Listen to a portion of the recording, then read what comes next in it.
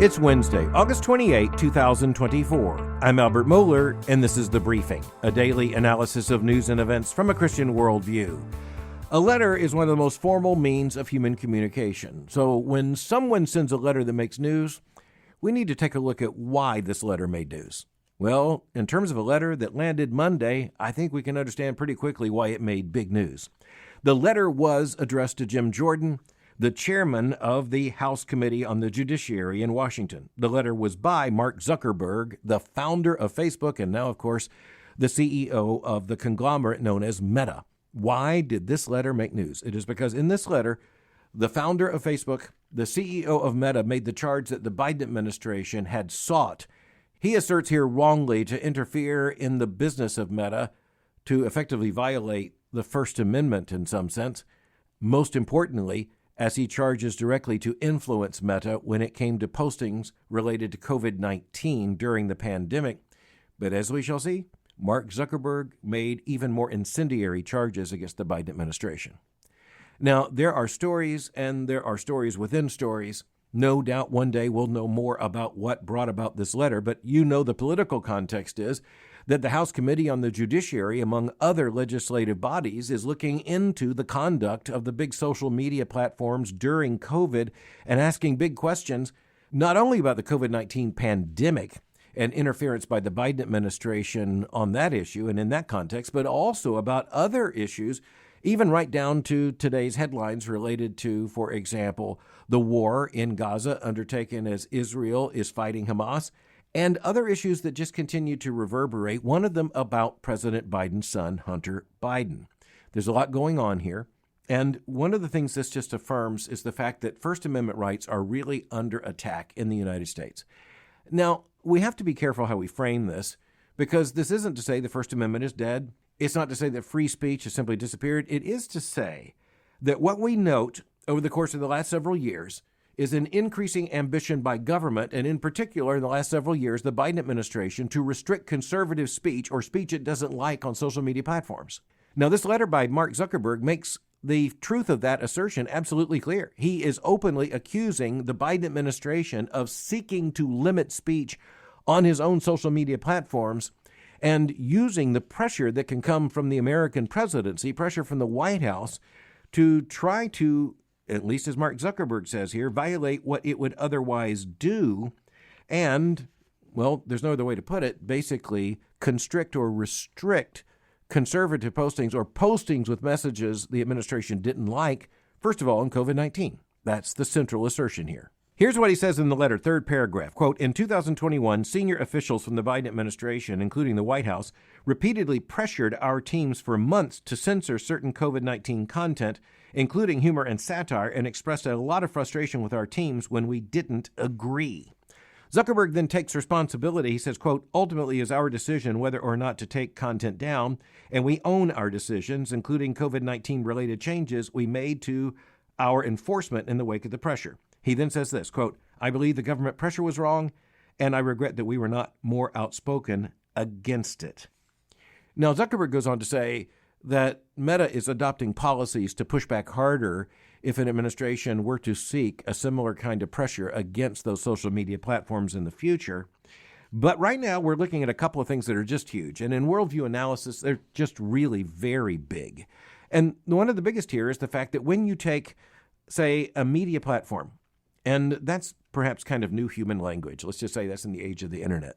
When you talk about the national conversation, if you can control that conversation, guess what? You control the national mind. That is one of the reasons why the American experiment is based upon the absolute necessity of free speech.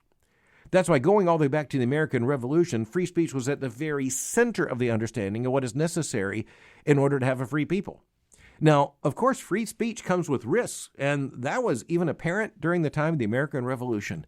As a matter of fact, if you look at the newspapers that existed in revolutionary America, they were not more professional than news media are now. They were less professional. They were sensational. But nonetheless, there was a free exchange of ideas, and the United States of America is premised upon the idea that the freedom of speech is absolutely fundamental. So fundamental that if you cannot exercise freedom of speech, you are not free, regardless of what you think yourself, regardless of what the regime calls you. Now, language, as I say, in a letter is formal language.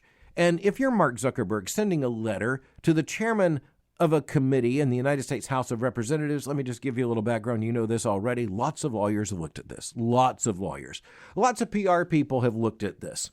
Meta's technologists have had the opportunity to look at this. Everyone's had input. There's no way that the CEO of Meta, literally with billions upon billions of dollars at stake, would send a formal letter to Congress unless just about everyone who needed to see it had seen it and signed off on it. That tells you not only that Mark Zuckerberg's putting his personal reputation on the line with this letter, Meta is putting its incredibly valuable corporate reputation on the line with this letter. So this letter is vetted language. And when you have Mark Zuckerberg write that in 2021, senior officials in the Biden administration, and then he writes, including the White House, repeatedly pressured our teams for months to censor certain COVID-19 content, including humor and satire, and expressed a lot of frustration with our teams when we didn't agree, end quote. When he puts that in a letter, he's going to stand behind it. And at this point, since it has now been submitted to a committee of the United States House of Representatives, he better stand on it. As I say, Zuckerberg goes on to make the declaration, quote, I believe the government pressure was wrong, and I regret that we were not more outspoken against it. He went on to say, I feel strongly that we should not compromise our content standards due to pressure from any administration in either direction, and we're ready to push back if something like this happens again, end quote. Well, something like this is going to happen again. And it's going to happen again in the United States. At least, I think it's absolutely certain that some administration will try to bring wrongful pressure on social media platforms, and who knows what media platforms exist at that point, in order to restrict speech. Now, let's be clear about why this letter has dropped as it did. It's because you have the House Committee on the Judiciary asking hard questions of these companies about their compliance with their own policies as well as their alignment with First Amendment rights, their protection of First Amendment rights. Here's where Christians need to understand that freedom of speech has to be extended to the public square. If freedom of speech is not extended to the public square, it's not freedom of speech. Now, in our day, well, even our language has radically changed on this because we talk about posting online. We talk about tweets and post to X. We talk about Facebook and Meta. We talk about all kinds of social media platforms. The public square right now is first and most quickly a digital public square. Social media is at the center of that public square. Now, just in the last several weeks, something interesting has happened. For example, there was a plane crash in Brazil, and you had the national and international media, the 24/7 media, the live broadcast media, the cable news media trying their best to cover the story. Of course, it's a big story. Passenger airline goes down in a crash. It's a big story. But what was interesting is that those establishment media, those legacy television networks now streaming in terms of the digital media, they started reporting on posts to social media. They even began drawing on video posted to social media. It's a way of saying, we're not right there, but someone with a smartphone is, and they are posting on social media. They are not paid reporters for CNN. So when you have Mark Zuckerberg writing this kind of letter officially as the CEO and founder of Meta, sending this to an official committee of the United States House of Representatives in the context of an impending investigation, this is big news. This is really big news. And I'll tell you, I think it's going to be shocking to the American people to have this kind of news break and this kind of letter where Mark Zuckerberg openly accuses officials in the Biden administration, including the White House, of improper pressure in the context of COVID-19. Now, it's going to be interesting to see how the Biden administration responds, but we'll talk more about that in a moment. My guess is the main response is no response at all. But just when you thought it wouldn't get more interesting, I assure you it does. Listen to this, quote, in a separate situation, the FBI warned us about a potential Russian disinformation operation about the Biden family and Burisma in the lead up to the 2020 election. That fall, when we saw a New York Post story reporting on corruption allegations involving then Democratic presidential nominee Joe Biden's family, we sent that story to fact checkers for review and temporarily demoted it while waiting for a reply. Zuckerberg continued, quote, it's since been made clear that the reporting was not Russian disinformation, and in retrospect, we shouldn't have demoted the story. He then says, quote, we've changed our policies and processes to make sure this doesn't happen again. For instance, we no longer temporarily demote things in the U.S. while waiting for fact checkers, end quote. Oh, there's a lot more there than may meet the ear. The context here was the 2020 presidential election. Let's just state the obvious. It was hot. You had the now president of the United States, Joe Biden, running against the then president of the United States, Donald J. Trump. And this story was a big factor in the election. Accusations were made against Hunter Biden, indirectly against President Biden, and the accusations were dismissed by the Biden campaign and others as Russian disinformation. Because of that accusation, even as the Trump team, of course, was pointing to this news coverage, the story on social media platforms, and in particular, Zuckerberg says on Meta, it was demoted. Isn't that an interesting term? You know, if you're demoted at your job, you are a vice president, now you're a director. If you're a director, you are now an assistant director. Of course, you can be demoted all the way out the door. But demoted in social media terms means your story is algorithmically, it's technologically discounted and suppressed for a period of time. And that's exactly what happened to the story. Now, I'll say the words are kind of morally evasive. Demote doesn't sound like, well, for example, the more honest suppress. But that's basically what we're talking about here. This is explosive. Mark Zuckerberg of Meta is accusing the Biden administration not only of interfering with free speech when it comes to COVID-19, but also leading to the demotion of a story on Meta platforms about the president's son when it comes to the accusation that it was Russian disinformation, which it was not. Now, Zuckerberg mentions a couple of other issues in terms of his letter, including philanthropic issues, but these are the two big issues. It has to do with the suppression of stories, the suppression of posts, the suppression of speech and arguments on Meta's platforms, and in particular related to COVID-19 and to Hunter Biden. And the accusation in the first case is made directly against the White House, directly against the Biden administration. It was seeking to bring pressure. Indeed, what we're told here is that the administration successfully brought pressure on the social media company to suppress speech the administration didn't like. Now, of course, it was using arguments about public health. Of course, it was using arguments about disinformation.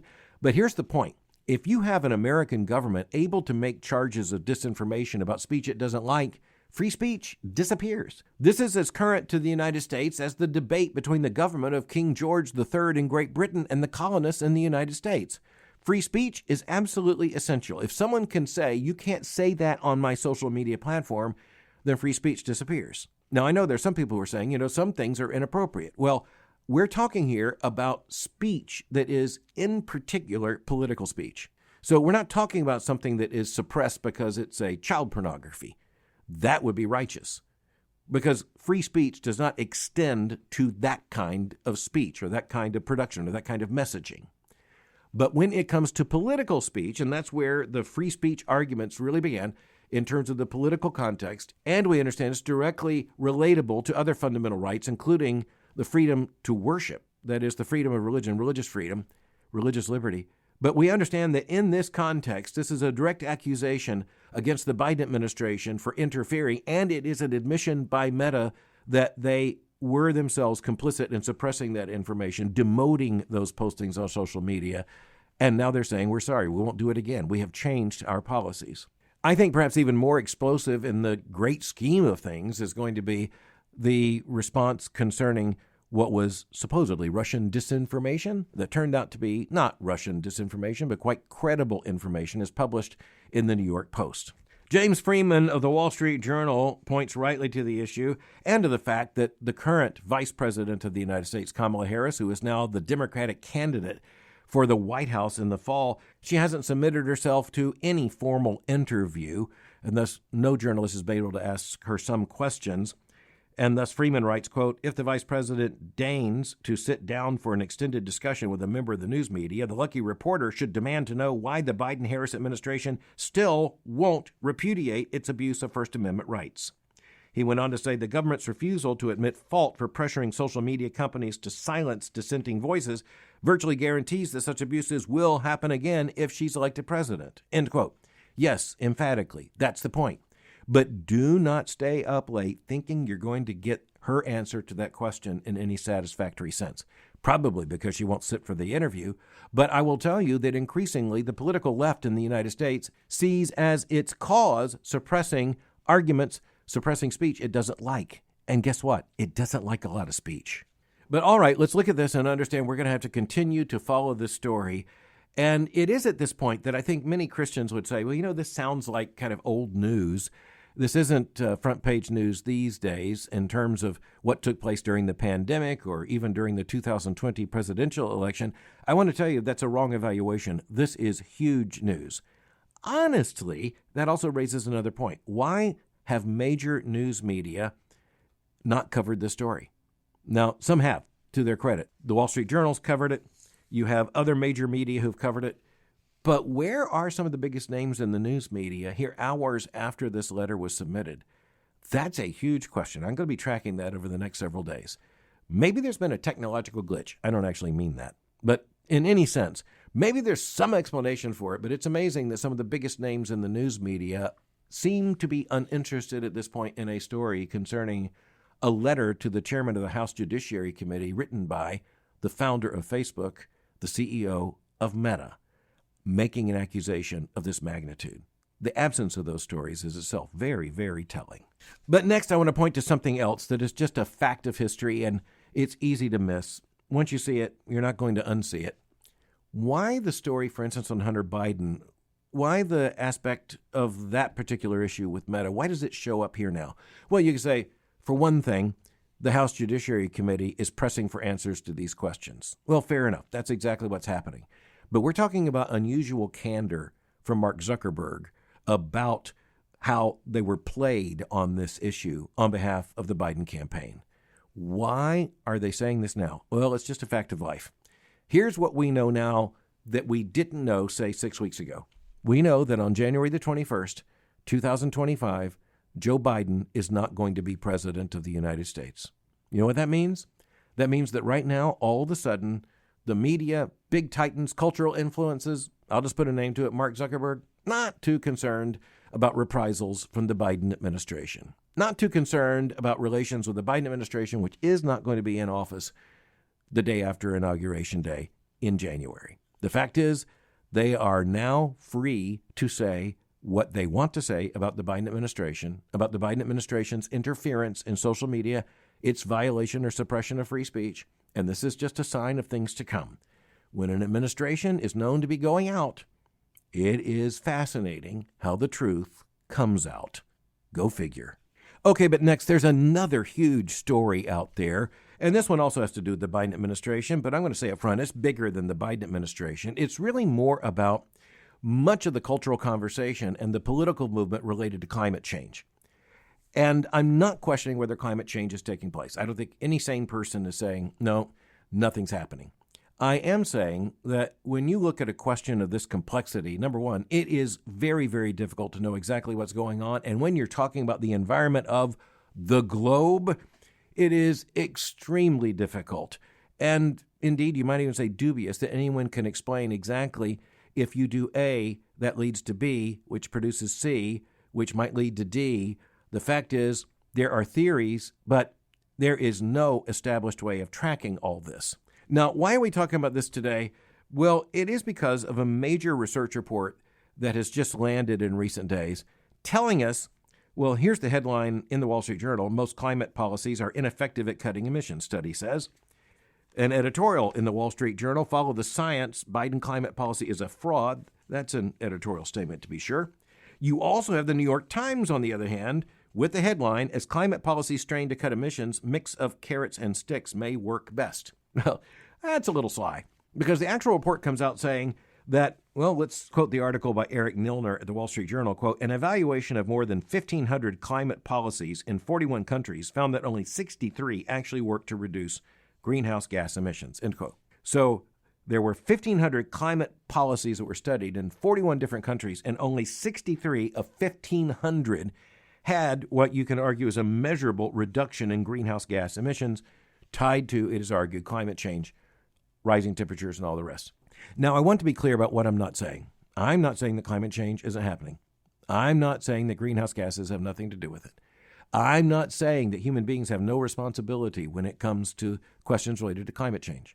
I think that given a rational worldview, and of course I would put the Christian worldview at the forefront of this, you would have people making trade-off decisions in a rational, reasonable, and frankly, rather humble way. We'd be saying that cutting this is good. more of that would be good. How we get there without, for instance, threatening human flourishing, how we get there without massive trade-offs that are unacceptable to human beings, how we get there, honestly, that's going to be a very difficult process. And it's one in which you're going to have a lot of failures and you're going to have to do a lot of adjustments because reality is a lot more complex than many people want to admit. Here's where we also need to say that if you are an advocate for more government expansion into the economy, more government control of public life, more government intrusion into private decisions, climate change is your perfect tool. So this is absolutely explosive. 1,500 climate policies in 41 countries, only 63 of them actually worked. As Nilner writes, quote, the fraction of policies that worked combined financial incentives, regulations, and taxes, according to the study. The study is really just overwhelming. Quote, subsidies and regulations. Policy types often favored by governments rarely work to reduce emissions unless they were combined with price-based strategies aimed at changing consumer and corporate behavior, end quote. Now, that's really crucial because it means without violating human freedom. So here's an interesting thing.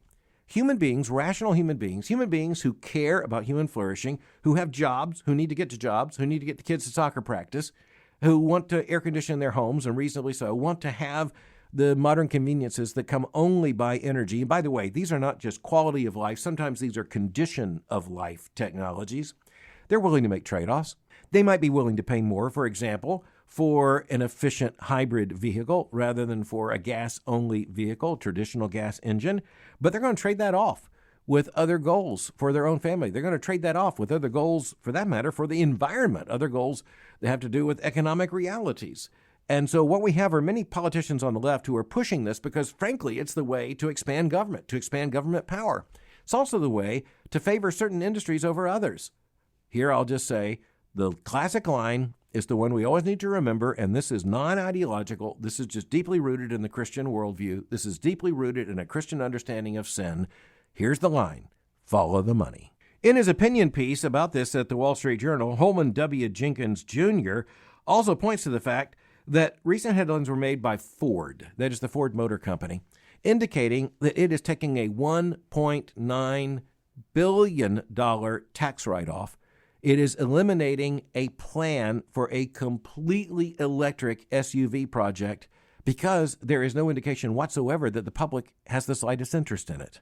Now, there's a trade-off on this. There's also the good news that Americans are more interested in hybrid vehicles. And here's a surprise. It turns out that a hybrid vehicle just might be the choice that many American consumers are willing to pay just a little bit more for, but they're not willing to pay a lot more for an EV, an electric vehicle that, frankly, they don't trust. And here's the other thing. Here's the Ford Motor Company saying, we've already lost enough money on this. We're writing down $1.9 billion. Here's a clue, Biden administration. Here's a clue, Washington. Your policies aren't working. Congress, are you listening? Do you intend to get votes from anyone?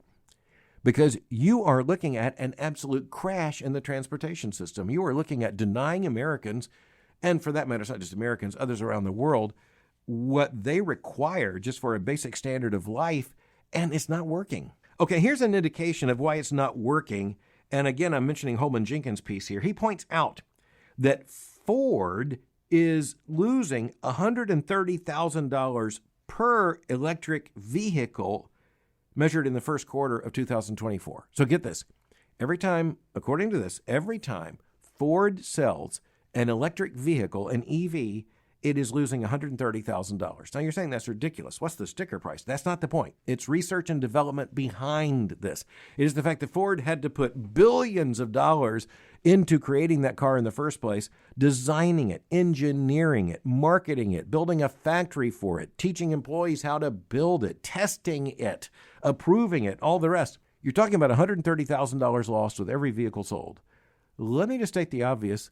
That is not a way to business success. Okay, one following observation before we go.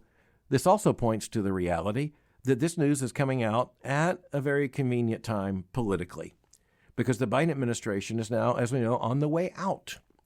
The big urgency now is to make the presidential candidates in 2024 answer the question about their priorities and their policies on this question and how they understand the issue as grounded in reality and in reasonable policy proposals. And in this case, I think, once again, it's going to be something that perhaps both candidates don't want to talk about in detail, but it's fair to say at this point that between the Trump and the Harris campaigns, you have diametrically opposite positions on this issue. So you also see the way the media is covering it, with some basically saying, here's a study that showed what works. They're missing the point that out of 1,500 studies, only 63 worked at all. That's the big headline. That is one clear indication of the fact that the liberal-conservative divide in the population also shows up in terms of media coverage.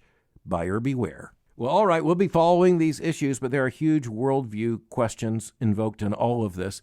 And this is where Christians understand we really do have a responsibility to do our very best, to be faithful as stewards of the creation God has given us. But we also have an assignment God has given us and a set of priorities God has given us.